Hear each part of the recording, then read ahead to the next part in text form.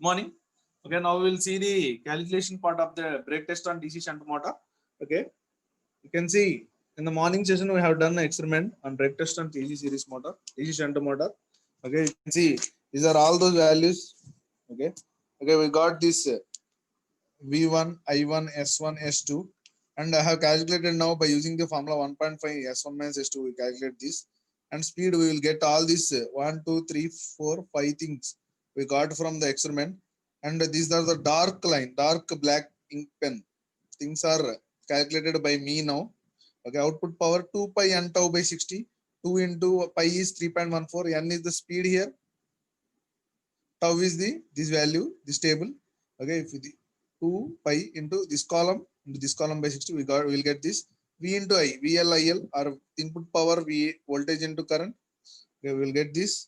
Next, efficiency, output by input, we will get this.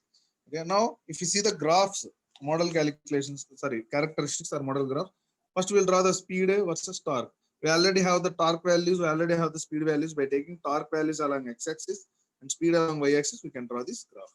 You can see we are having x-axis torque, y-axis speed. By using these two, we can draw the graph. Next, coming to this graph, output power we already calculated. Let it be A, and we are having a first we will draw for efficiency. Let it be 1. We are having efficiency values and output power values. We can easily draw this. Next, output power x-axis never change here. And coming to the y-axis, okay. Initially it is efficiency. Now we take any of this torque you can take. Next you can take current. Next you can take speed. Okay, this is all about okay DC brake test and DC shunt motor. If you have any doubts, okay, you can ping me in our WhatsApp group. Thank you. DC series motor. In the morning session, we have conducted some experiment regarding brake test on DC series motor. You can see here the brake test on DC series motor we conducted. Okay, we got these are the values we got in the morning session. Okay, these are the values we got in the morning session. These are V1, I1, S1, S2, and speed. These are the values we got. Okay, now we have to calculate as in same as in the DC shunt motor. I have to calculate the we got this V1, I1, V1, I1, S1, S1, S2. All these we got. Okay, we have to substitute these values 1.2 into S1 minus S2.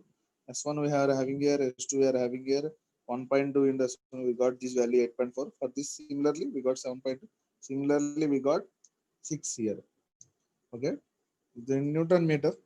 Okay, now speed already we got this value. Output power 2 pi n tau by 60. 2 into pi is 3.14. N is the speed 1645 into tau. Tau is 8.4. Okay, to calculate this, we got this. You can do it in the calculator. We got this. Okay, similarly, we will get this and this value. Now coming to input V into I. V 240 into 8, we got 1920. Similarly, 240 into 7, we got 1680. Similarly, 240 into 6, we got 1440. Okay, efficiency we have formula output by input. Output is